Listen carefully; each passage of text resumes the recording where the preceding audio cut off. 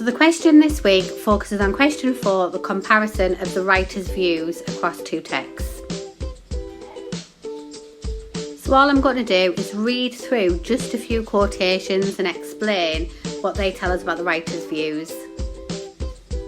First thing I'm going to focus on then is the title, "The majority of NHS nurses feel underpaid, overworked and undervalued," according to a survey carried out jointly by Nursing Times and ITV.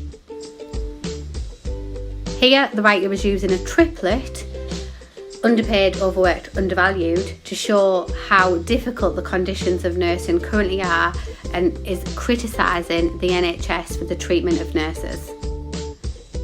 The next I'm going to focus on are the words adequate care. So the writer uses a statistic: 8 out of 10 nurses said they did not have enough time to give patients adequate care. Which this adjective here, adequate, means that the care that they are offering patients isn't good enough, it's not of a high quality, and because of that I've also highlighted that it is potentially threatening to the patients' lives, that it could cause fatal accidents. The writer also shows their views by using words like the pressures faced by frontline nursing staff. You could argue that the frontline here has connotations of war and shows that the stress and the danger that the nurses are placed under because of the pressures and all the difficulty they face when they're at work.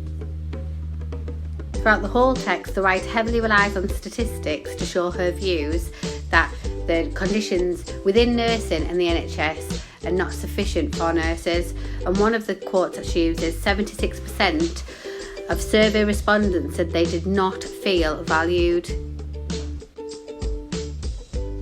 The writer is showing her concerns that not only do nurses have to worry about staff shortages here, but also that nurses within the profession do not feel respected by their employers.